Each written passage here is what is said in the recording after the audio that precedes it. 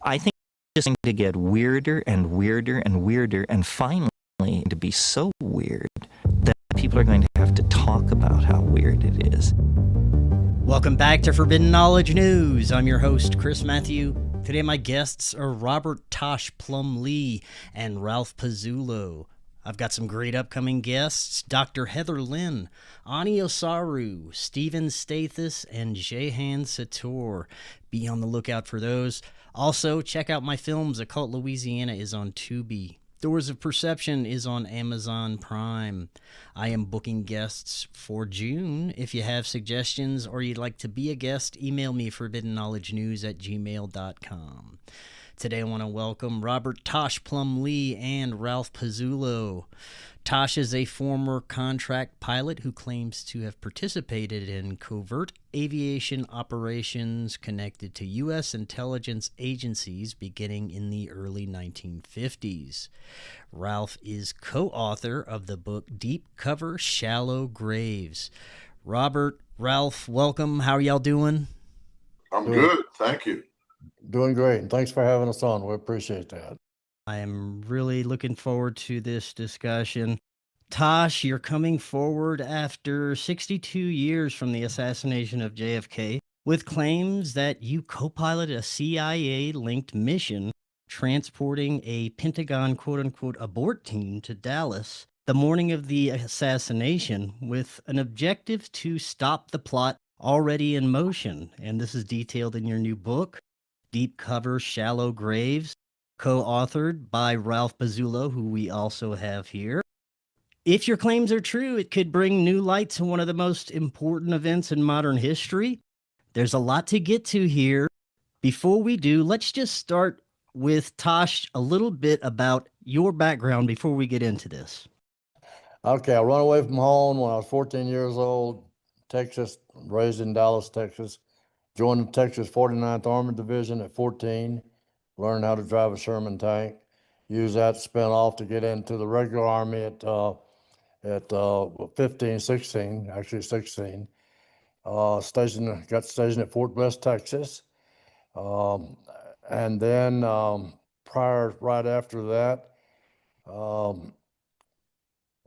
lot of us guys were basically juvenile delinquents. So I run away from home and never went to school. My mother knew all the truant officers by their first name, and like I say, I run away from joining the Army.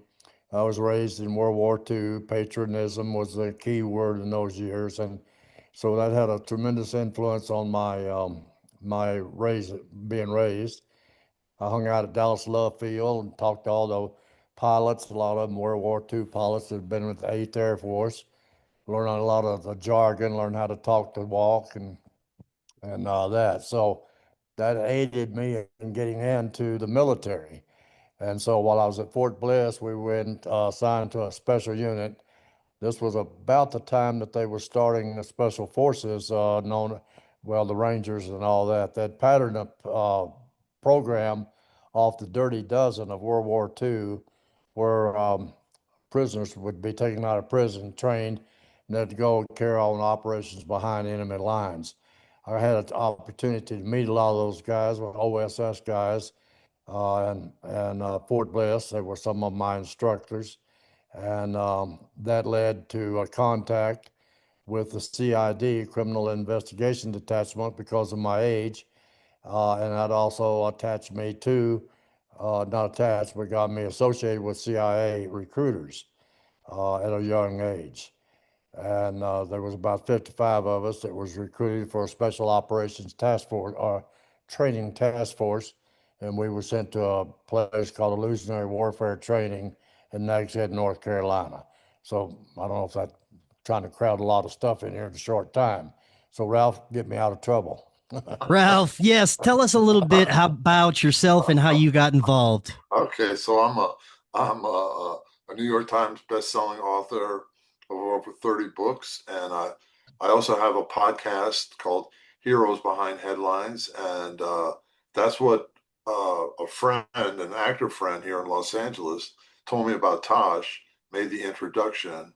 Tosh appeared on my podcast, and we started talking, and he he asked, we decided to collaborate on this book. And it's been a interesting experience. And Tosh has had an incredible career. So Excellent. yeah. Tosh, let me ask you, why now are you coming out with this information? Well, that's okay. That's not quite true. I've been trying to come out with this information for 60 years. Okay. I've gone head to head, straight head to head, and I said, open the line right, looking straight in your camera. The FBI and J. Edgar Hoover and I do not get, or did not, and do not get along. Their letterhead memos has destroyed my credibility. When I've testified to 3, 4 different committees over the last 60 years. When I talk about letterhead memos, they put information out that I was in prison. I've never been in prison. I don't have a record. They put records out that I had false narratives, that I had cashed checks all over the United States. I had not. There was no checks ever produced. There was no court records, no fingerprints, no files of where FBI letterhead memos said that I was incarcerated. Now, why did they do something like that? Because I was telling the story about illusionary warfare training program and telling the story about how I was involved in the JFK. In order to clear this up about JFK, I was only a pilot, and we'll get into that. But I was not part of an abort team. I was a co-pilot that flew a team that was dispatched from the Pentagon because of prior information that they'd received from multiple sources about a hit going to be made in Dallas, Texas on JFK in November. I was talking about that because I had privy, I had run in and known a guy by the name of George Jonatas, who was a CIA operative. And I had contacts directly with Lee Harvey Oswald. Lee Harvey Oswald and I had prior contact, not as friends, but as contacts, military type contacts at Nags Head, North Carolina. He was ONI. I was attending the School of Illusionary Warfare at that point. I started writing a book about this, and then I got crosswise with the FBI, with the CIA, and also crosswise with the FBI because I wouldn't cooperate and I wouldn't shut up. Stop me, Ralph, here if I'm getting off base, So that led into a lot of years. Now, you mentioned, why am I just now coming out? I have been blocked, character assassinated. My records have been basically destroyed. IRS has attacked me. I've attacked them. I've had a running battle with my own government for 60 something years. Now, this story that I'm telling you, whether people think it's BS or not, I don't really give a damn. But what I'm telling you is factual. There's documents in the book. There's documents to back up everything we say. There's breadcrumbs that anybody can follow to confirm what we're saying, what I've said. So this is not just now coming out. This has been coming out for 60 something years to talk about an incident in Dallas, Texas. As Ralph knows, we could write 1,500 pages about Black Ops and other operations that I was involved with, all the way back NAM, before and after. The only thing that they would pick up on would be the 3, 4 pages that we wrote about JFK. So I know this is what people are interested in about that day. So how did we get to Dallas? The Pentagon had received prior information from multiple sources, one of them being a private Eugene B. Dinkin in France or in Switzerland. And he intercepted information of recruiting assassins in foreign countries to carry out assassination attempts on foreign leaders. He attempted to make that information public to the Pentagon. He was blocked. He was blocked by, well, whatever, military. They even put him in a crazy ward.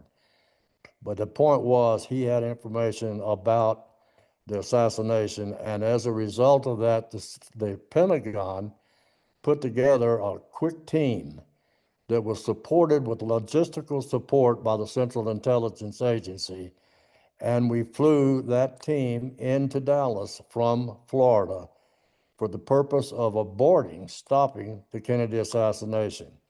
I don't like that term abort, because what that means, we went in there to stop something that we started. Now, the conspiracy, I try to stay out of conspiracy, as Ralph knows. He does too. We try to stay with the facts, and that's what we're talking about now. So Sergio was a good friend of mine. I'd run guns in and out of Cuba. We had stolen guns from National Guard armories, shipped them to Fidel Castro when he first came in 1957, 56, to the M26-7. I have a lot of good Cuban friends. I was part of the Cuban project. I worked out of JM Wave out of Miami in 57, 58, before Jim Wave was formed in 61. I worked with Alpha 66. I worked on Raider ship Rex.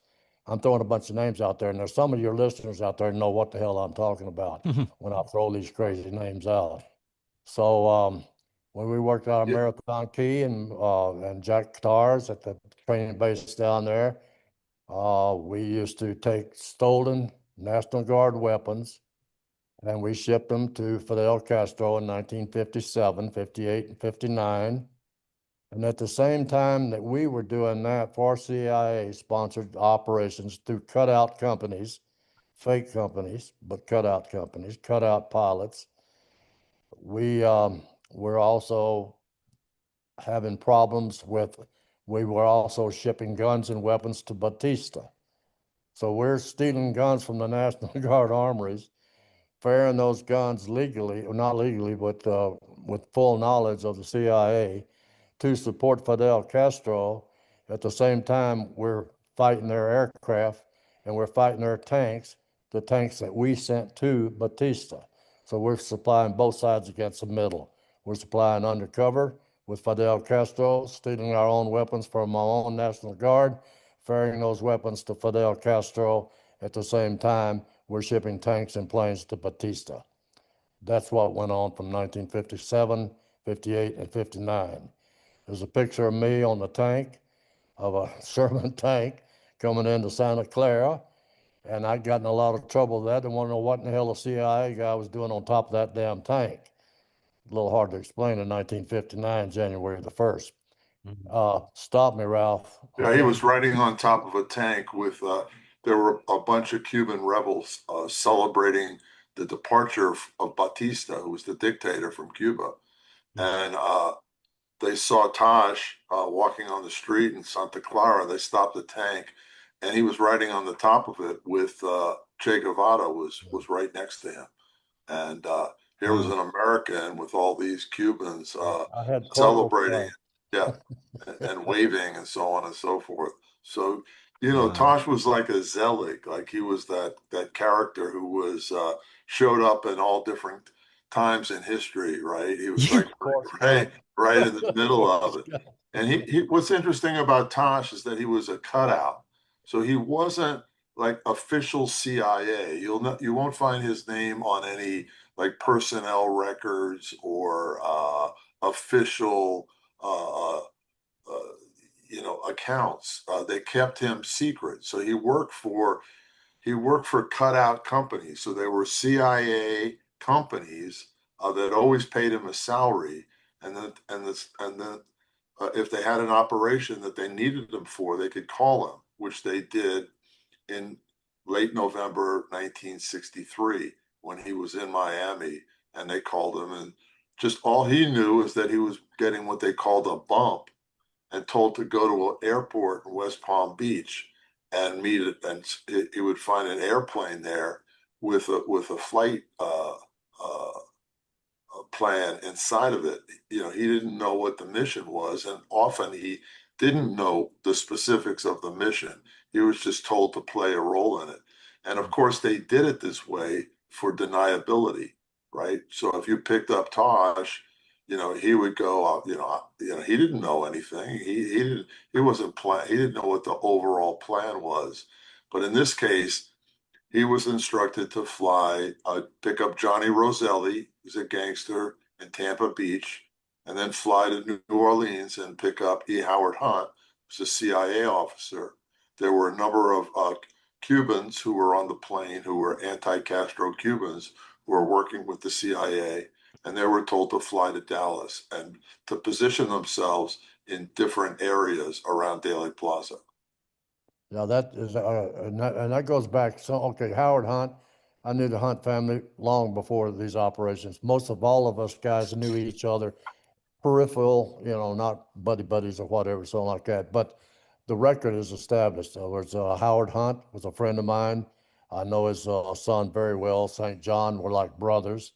St. John wrote the afterwards for the book, The Deep Cover Shallow Graves. Dick Russell, who was a very good researcher, wrote the foreword for Deep Cover Shallow Graves. Most of the information that's in the book and before the book pertaining to Kennedy and other operations is documented. We went back. What brought me out was in 1976 when they did the church committee. We used to go out of our way to make sure that we didn't get exposed. We didn't want publicity. We didn't want pictures. We didn't want our names out. Well, my name surfaced as an operative out of JM Wave and Alpha 66 and Dallas Cubans in 75, 74, 75, and 76 through Senator Barry Goldwater, and then also through Senator John Kerry, and also through later Senator Hart. So my name was exposed to the committee. Johnny Rosselli was a good friend of mine. Sam Giancana I knew Mafia, how we used to get paid, how I knew the Mafia, or not Mafia, whatever. Johnny Rosselli and Sam Giancana, John Martino, who was running all the casinos in Havana, used to pay us, our CIA guys, me and others, with chips. We didn't get checks. I worked for Mountain States Aviation, Riddle Airlines, Intermountain Aviation, Miranda Air Park. All these companies I worked for, those CIA cutout companies. Talk about a bump, how we got deal. We'd be able to park someplace or a library, someone would bump into us and hand us a bunch of chips. We'd cash those chips in at maybe a couple of $100, and the 50s a lot of money. So we'd cash those chips in. That's how we got paid. So I worked for cutout companies. In those years, those names, nobody knew those names. Those names came public after the church committee started their investigation. That brought some of us guys to the surface. We had to go and raise our right hand and talk to those people. And then the question come up, if you lied to the committee, you go to jail under 501 section. So I'm raising my right hand telling this story about what we're doing and stealing guns from National Guard armories. And then the FBI is saying, oh, he's full of crap. He wrote checks all over the country. We've got the letterhead memos to prove it. He's in jail. He's that. He's this, and so on like that. So you can't believe anything he says. So that's a form of character assassination.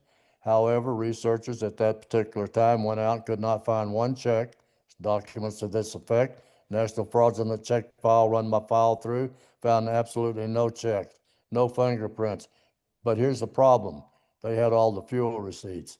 I signed fuel receipts for tail numbers of aircraft that were directly registered to the CIA out of Miranda Air Park, Tucson, Arizona, and also to military bases.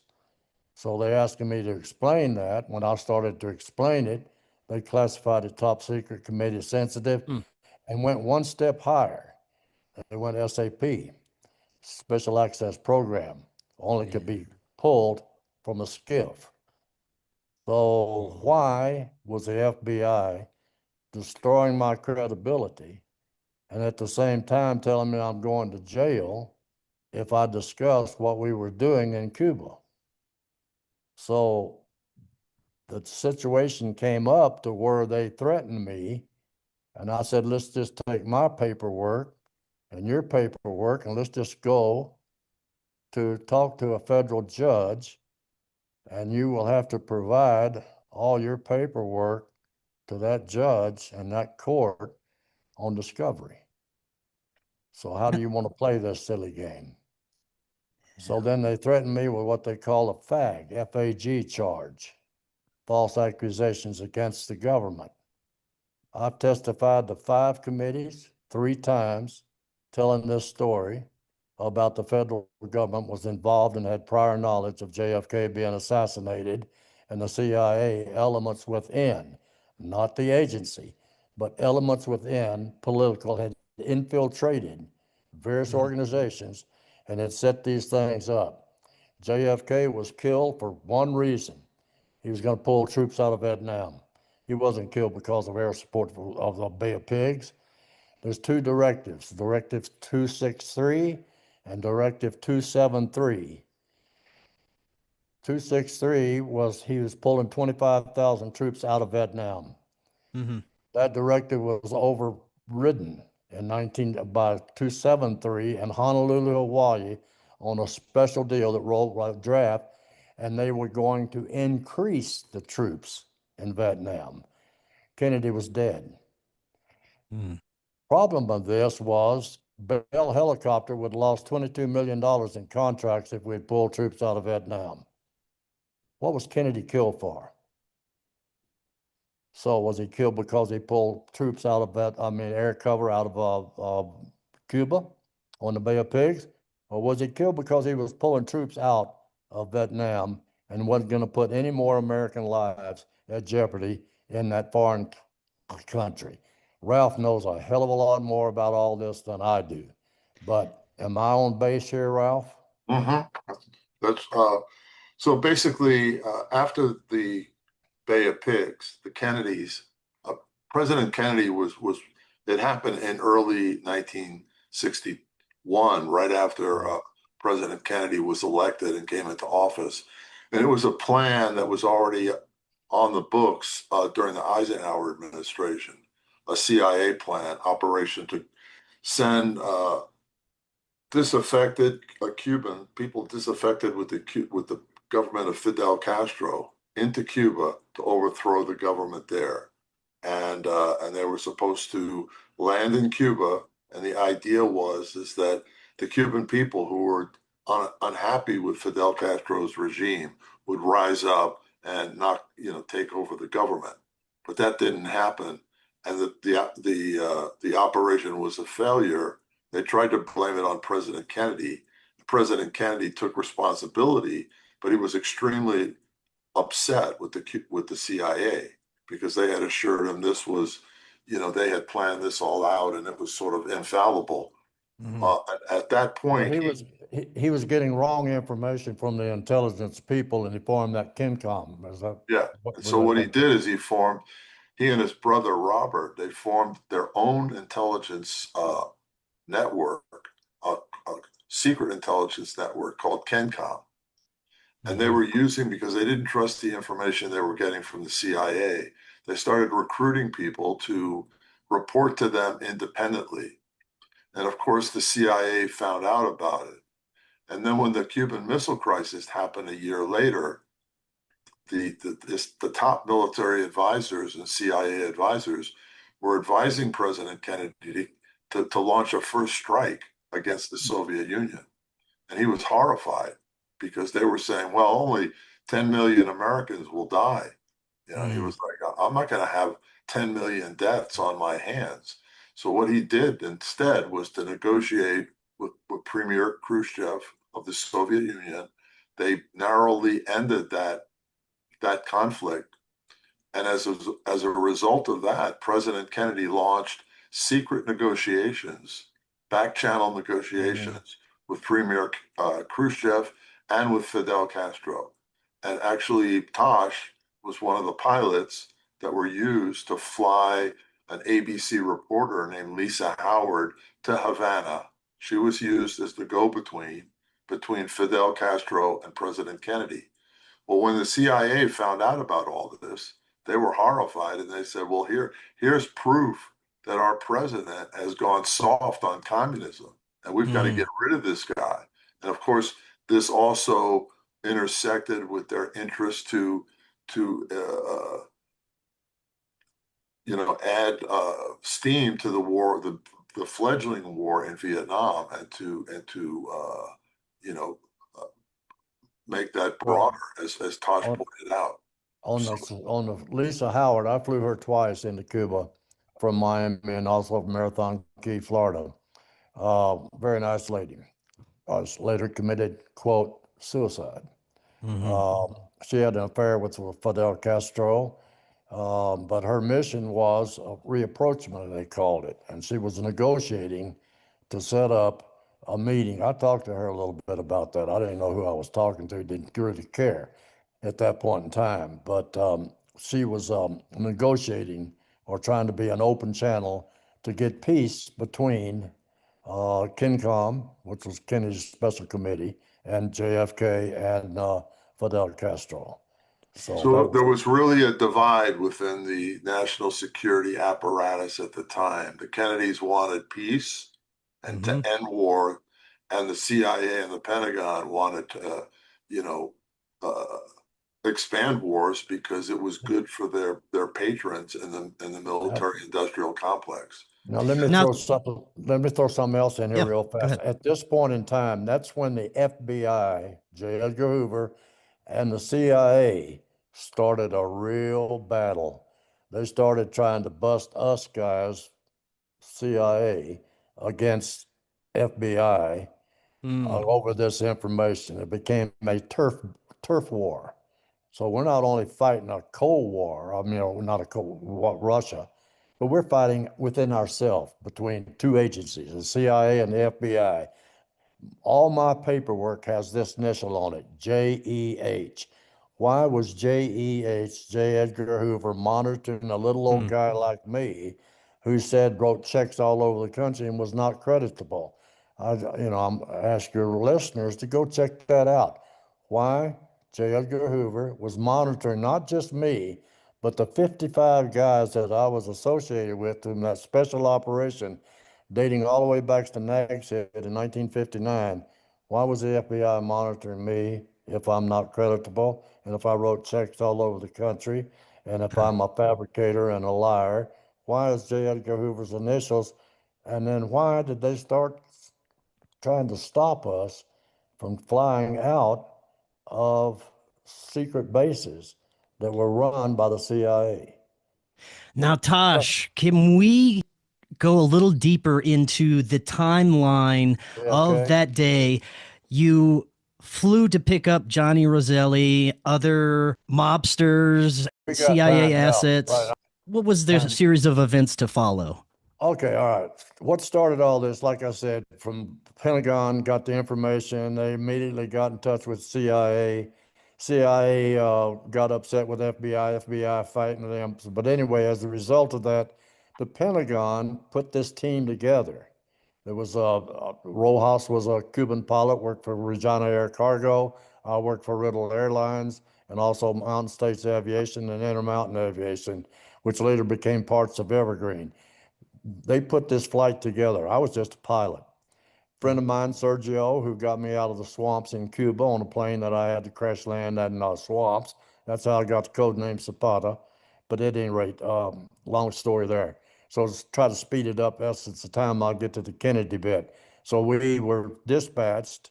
Johnny Rosselli, a good friend of mine, was staying at in Tampa at the inn. I went over from Lantana, West Palm Beach, flew over to pick him up in a D-18 Twin Beach, changed the aircraft, got a DC-3, loaded up the rest of the crew.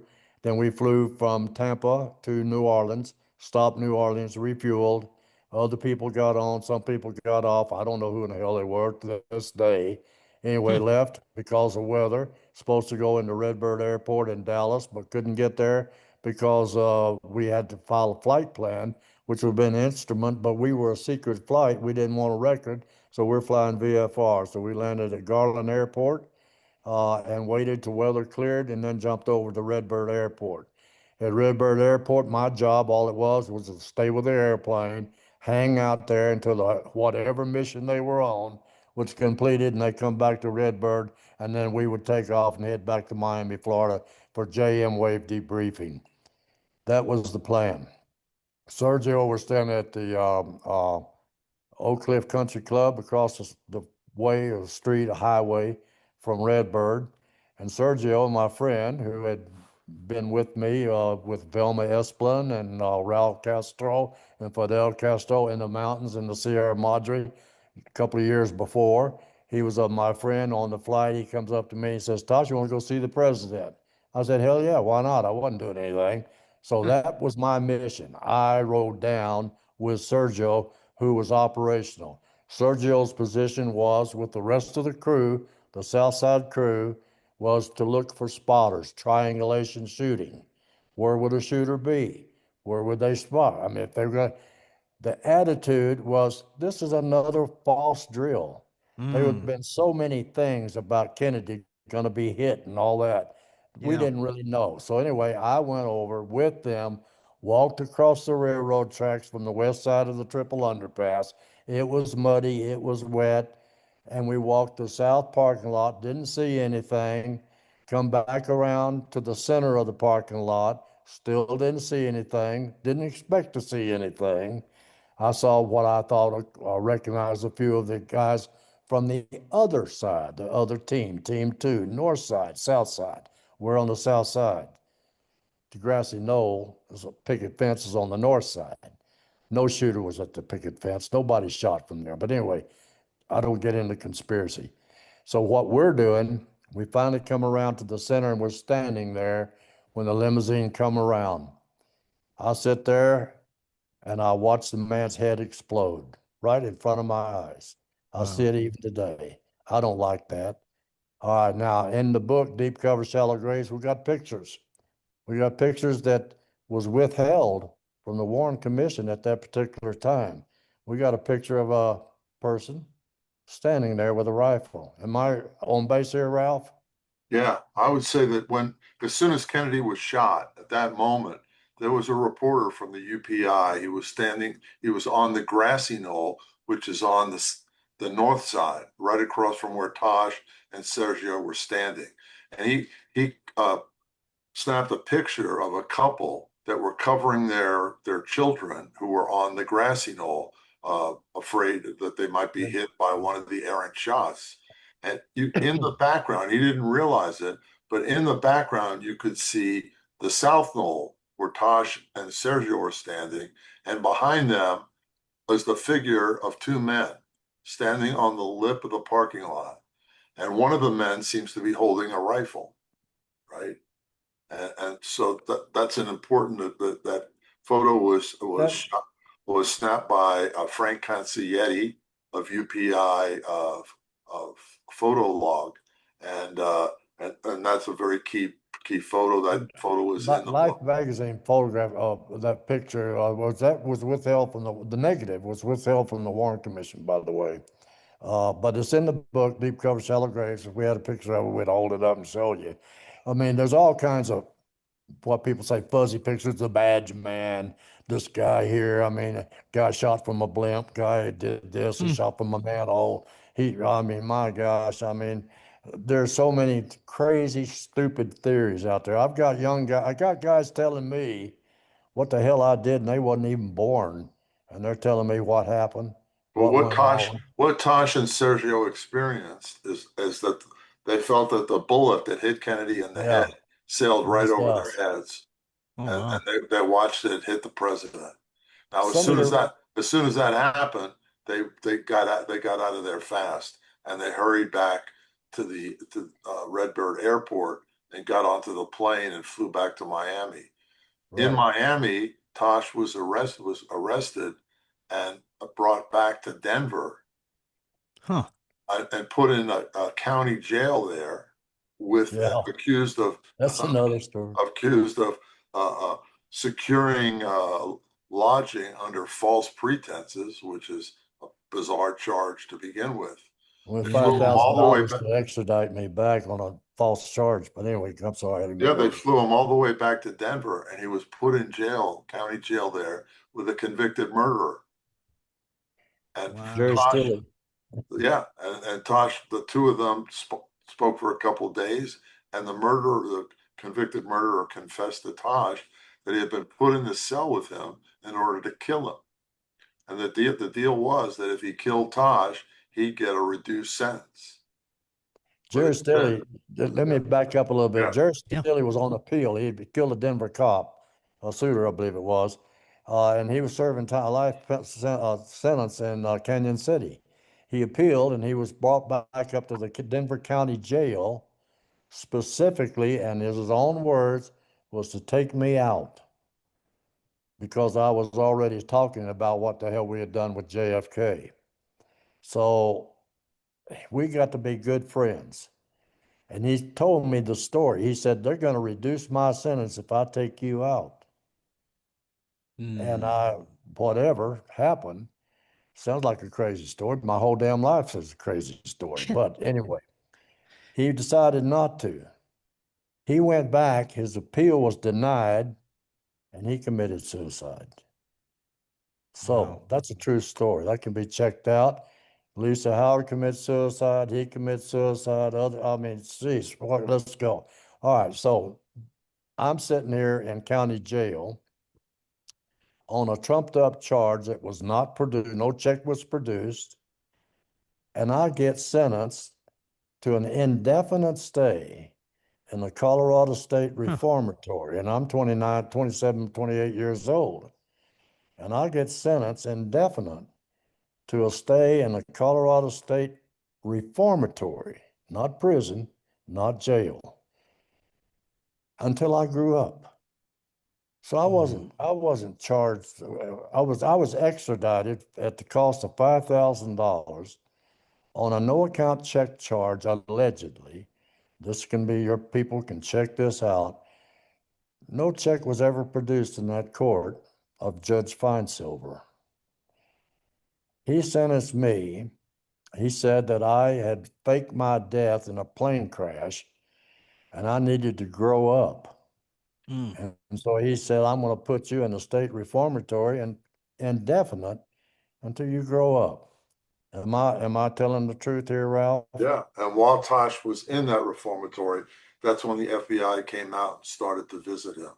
And on one of those visits, he drew them a map of the position that he and Sergio were in Daly Plaza when the shots were fired. And that map was classified. Tosh later drew another duplicate map in the 70s, and that book is in that map is in the book. But Tosh, based on what you personally witnessed, would you say for certain there were multiple shooters active at that time? Oh, it was multiple teams.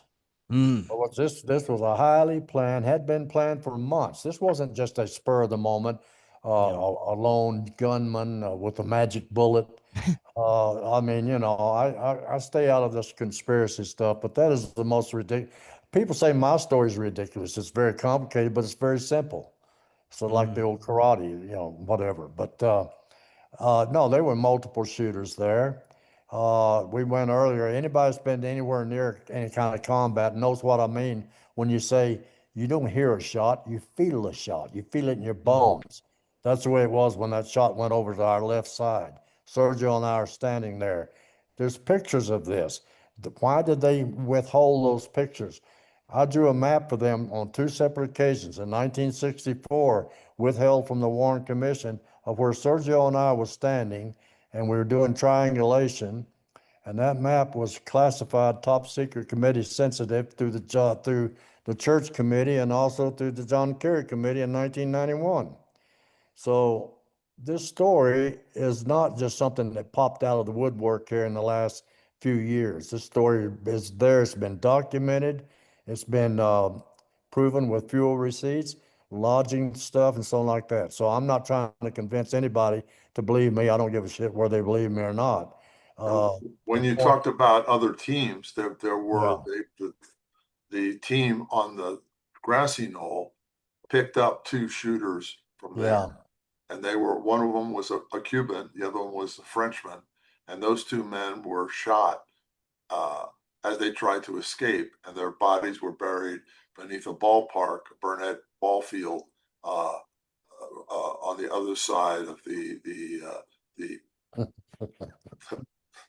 triple underpass. Ralph, I'm going to throw you under the bus right now. All right. You just released classified information. My co-writer just released classified information on the testimony that this idiot Plumlee give to the church, give to the committee, the House Select Committee, about the two guys that were captured escaping. They called it exfiltration, Caught him on the south side, put him in the car, drove across Katy Street Viaduct over to the old Texas Stadium Barnett Field Ballpark, blew their brains out and buried them. Now that's in the book. As we're doing this book, I get a little call from my favorite friends telling me, you can't put that in the book.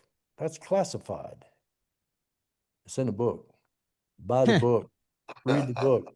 And if you want to go after anybody, whoever's listening to this, go after that man that just told you that. my co-writer there, Ralph. How do you say your last name, Ralph? I forget. Yeah.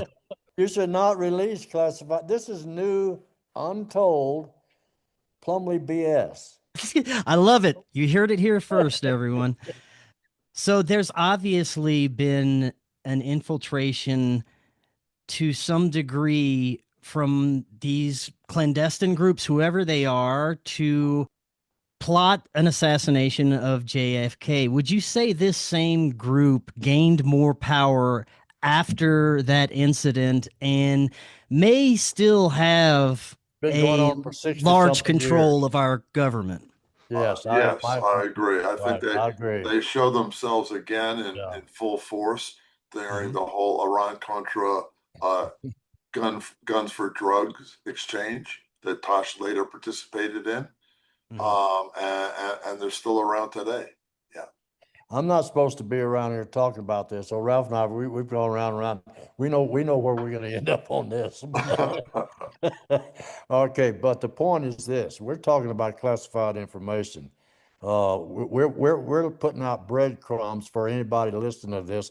Just follow our breadcrumbs and go find out for yourself. Don't believe anything we tell you. Go check it out for yourself. Get off your butts and instead of taking the attitude, let George do it, get out and do it yourself. All right, number one, there was multiple crews. This was planned almost a year in advance to take that man out. That man found out about that and set up his own special committee with his brother called KenCom to get his own intelligence about what in the hell was going on with guns, weapons, Vietnam, and why he was not getting the right intelligence. KenCom and the Dallas connection of the Dallas Red Squad Police Department, corrupt as hell, tied in politically.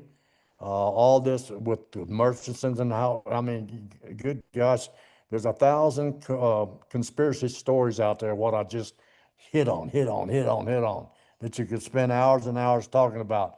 But the thing is, you change the narrative. That's what the School of Illusionary Warfare was all about.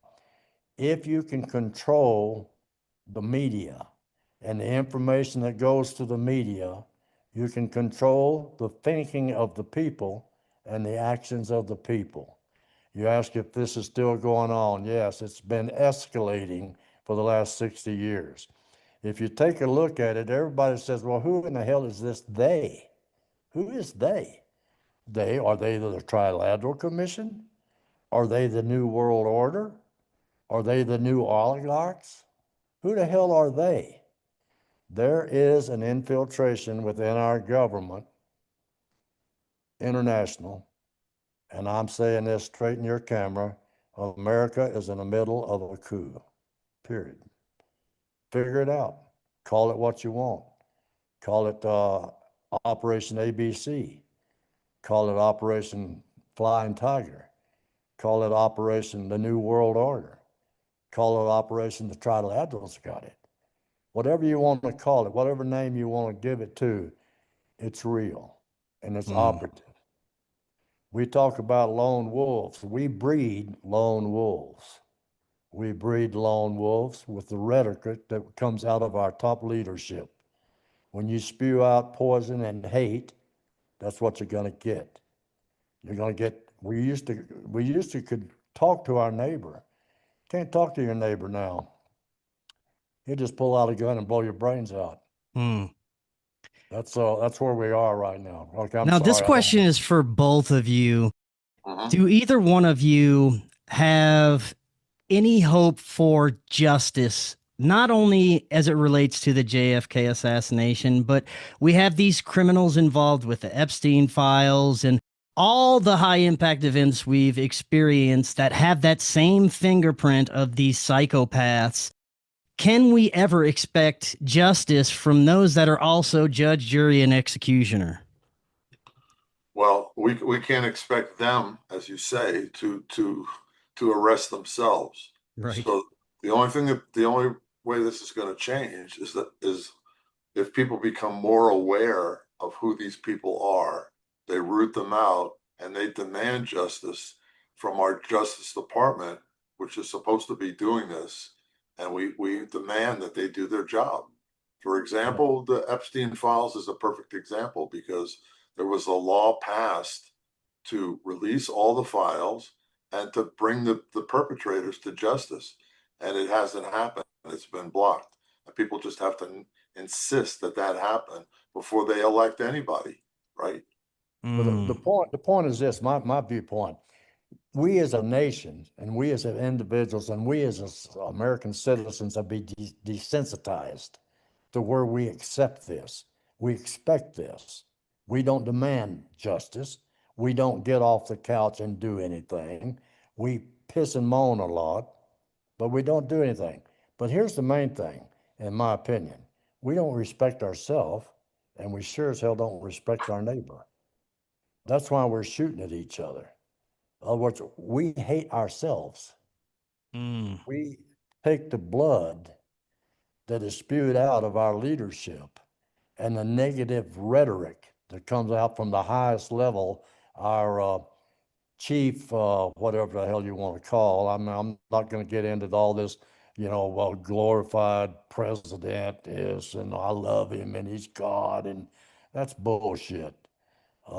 We better get off our ass and pay attention and have a little respect for ourselves and a little respect for our neighbor. And we need to pull together and start working together to make damn sure that we get out of this being desensitized and start demanding that our leadership do something. Be responsible. You mentioned Now, that you knew Lee Harvey Oswald. Was he involved with these intelligence operations before the assassination that were surrounded with the same people involved? 100%, 100%. Let me tell you something about what I know about Lee. Lee served with me. Okay. There are 5 of me's. I worked under 6 or 7 different operative names. Some of them have been released, some of them haven't. Okay, and they can be checked. Okay, well, if my story comes out, it destroys what's been written. It destroys the public record. It destroys the Warren Commission, and it destroys the Federal Bureau of Investigation and the Department of Justice if my story is officially released. Now, we got an EO out there signed by this president that's supposed to be released those files.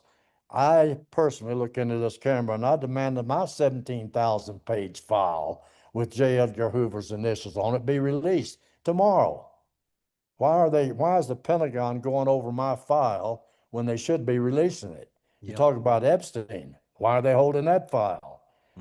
We've got so many skeletons in our closet that our elected officials are so damn afraid that they're going to be released and they're going to lose their reputation, their money bag, and the monies of the percentage that comes from the arms sales of the deals that they pass under the table. Okay, I'm just making a bunch of stuff up here. What the hell do I know about all that? But the point is this: our leadership is corrupt from the top down. We are an organized crime system, period. The average American person, you ask, what can we do? We can get off our ass and get ourselves desensitized and get our patriotism back and get out here and work to save this country. I don't know. I'm getting on the soapbox now, and I don't mean No. to step into politics, and I sure as hell don't want to get in conspiracy. But we better look into ourselves. Let me put it this way. Ezekiel, the hip bone's connected to the thigh bone's connected to the leg bone's connected, and on and on and on and on and on. For instance, John Doe was on my plane. He knew Charles. Charles knew Jay. He's on the back seat. A's a B. Who's on first? Who's on second? Who's on third? That's what the hell we're into. Yeah. That's where we're at. That's conspiracy. You can take, you can genealogy, you can take this whole story all the way back, and it was Moses that caused JFK to be killed. Yeah. Because there is a connection there. There's a genealogy connection there. I'm going to give you another example. A guy told me, he said, I heard you on the radio. You call my daddy a liar. If I see you, I'm going to blow your brains out, Mr. Plumlee. Wow, because I called his daddy a liar. His daddy shot JFK from the Goodyear blimp with a .22 rifle with a scope. Now, I called him a liar when I said nobody shot Kennedy from the picket fence or from a blimp or from a moving car. So we've got lone rock nuts out there that we breed with our bullshit stories that we do for publicity or to get a book published or to make a movie or do a composite character that actually did the event, but we'll put him in a movie and we'll make him a hero and we'll make a lot of money while we do it. Stop me, somebody. Yeah. Well, look, with the Kennedy assassination, there was a whole operation that had been planned ahead of time to create a narrative, a false narrative of what happened. And the Warren Commission, made that gospel. So people have been believing that for years. The truth of the matter is as Tosh referred before, Lee Harvey Oswald was an operative. He wasn't an assassin. He was actually at the School of Evolutionary Warfare with Tosh in the summer of 1958, learning Russian. They were teaching him advanced Russian so they could use him to defect to the Soviet Union. And he did defect to the Soviet Union, along with 6 or 7 other guys who we don't know, that were never heard from again.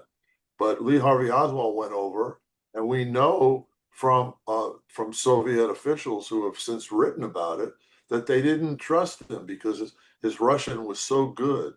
They didn't believe he was a real defector. And so they kept a close eye on him, and they put him to work in a TV electronics factory in Minsk, which was outside of Moscow. And that's where he met his wife. And after a year and a half, when he realized he wasn't going to be taken into the KGB, which was the plan, so that the United States, the CIA, would have a source within the KGB. They weren't going to take him into the KGB. They didn't trust him. And so after a year, he petitioned to come back to the United States. And he did come back to the United States. And Tosh ran into him again in the spring of 1963 when he was living in Russia with his wife and his infant daughter.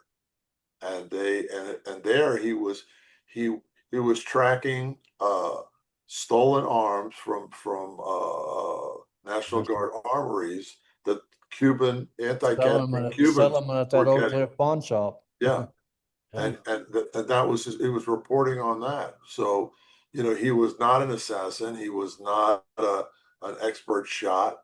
But they created that whole narrative. And actually what happened is the night before he was shot by Lee Harvey Oswald, he tried to contact his control officer.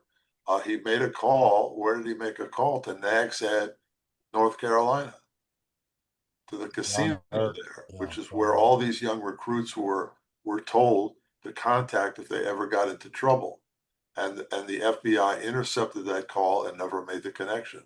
And the next day, as he was being transferred from the jail, he was shot in the stomach by Jack Ruby, who was a mob-connected nightclub owner. Okay, now let me jump in here. I don't mean to interrupt you, but this is very important. At this point in time, Ruby, the Dallas Police Department had an intelligence unit known as the Red Squad. They were as corrupt as a $5 or $3 or $2 bill. Mm. They hung out at Austin's barbecue, 19 of them. Well, I won't get into that. But at any rate, they went to Ruby's nightclubs. They did security, extra jobs at Ruby's nightclub. They made arrangements to let Ruby into the deal to take Lee out. Lee was operational. Lee was operational from the day one at Nag's Head. Now, let me explain something here that's very important. Lee, like me, had 5 different identities. Mhm. That's why you say, which is the real Lee Harvey Oswald? Was he in Mexico? Was he in here? Was he trying to get on board ship in Galveston, Texas? But there's things about all that that we don't know. There are a write-up, 600 and something pages about Lee's background. Lee was put in places that he was 500 miles away at the time. So the record is not, record is as screwed up as some of our politicians around that particular time. Again, change the narrative, create your own false story, and that becomes the official record. Lee, I know Marina. Marina and I have talked recently in the last, well, a year ago, and before her husband died. But anyway, Lee was operational. He knew the Dallas Cubans. He worked made extra money as an informant for the FBI, Hosty.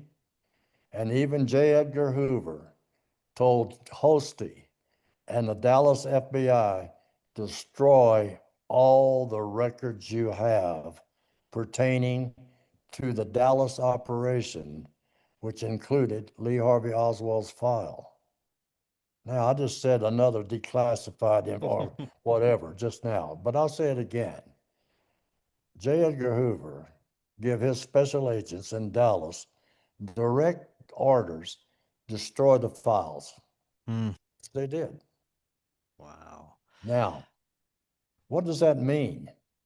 That means Lee Harvey Oswald was operational. He'd been operational since 1958. He was trained as a defector, as Victor Marchetti wrote in his book about Nag's Head. And his book got decensored. How many pages was that, Ralph? 75 pages in black? Yeah. And The Cult of Intelligence? And in that was Nag's Head. Nag's Head, North Carolina. Why is Nag's Head, North Carolina, the School of Illusionary Warfare, such a third rail for the CIA and the FBI? Even today, I'm going to get my ass creamed for saying what I just said. So I'll say it again. No, I won't. You got it Tosh, first. this is fantastic information. So important to get this out. And thank you for doing this. What are your final thoughts for the evening before I let you go? Some coffee. Read the book. Read the book. Yeah, read the book. Yeah. Right, Read the book, ask questions, and look further. Yeah. Because as Check it out Tosh said, yourself. there's a lot of information in there, and there's more that's out there in files that are still being kept secret from the American people. Demand that all those files be released, and let's finally put to bed what exactly happened. What's the name of that book you wrote there, Ralph? What's the name of that book you wrote? Deep Cover, Shallow Grave. Yeah. Well, gentlemen, thank you so much. Like I said, fantastic information. I'll have the link to your book and easily accessible for everyone in the description. I'd love to speak with you again in the future. And until next time, have an excellent evening. We'll talk again tomorrow, everyone. Thank you very much. Thank you for having us. Watch Doors of Perception now on Amazon Prime. Are you and your family prepared for an emergency? Maybe the fake alien invasion? Now is the time to prepare yourself and your family for any event. Check out Prep Starts Now. Their mission is to provide high-quality preparedness products that empower individuals and families to be ready for any situation. They're committed to delivering reliable, trusted gear to ensure your safety, security, and peace of mind in times of need. Their product selection is carefully curated to provide you with the essential gear you need to stay prepared. From emergency kits to tactical tools, every item is chosen for its reliability and practicality. Prep Starts Now understands the importance of family, and their goal is to equip you with everything you need to build a solid plan for your family's preparedness. In today's ever-changing world, being prepared is more important than ever, and Prep Starts Now is here to help you and your family stay ready with quality products and practical guidance. Use the link in the description and get 15% off your order. We live in an incredible age of information. More and more, we're discovering that we've been lied to and misled about much of our human history. Cory Hughes is providing profound revelations about World War I, World War II, the JFK assassination, Martin Luther King's assassination, and much, much more on his new Substack, Bloody History. Subscribe now for as little as $5 monthly. Just click that link right in the description to get started now and learn about our true history. Hello, friends. If you're looking to start your therapeutic microdosing journey, but don't know where to start, especially when looking for the highest quality ingredients, including nootropics, and what you'd expect from a true microdose capsule, check out our friends at Brainsupreme. They offer the absolute highest quality ingredients so you can start your microdosing journey knowing that you're getting top-notch ingredients. To find out more, visit their website using that link right in the description, and you can get 15% off your entire order.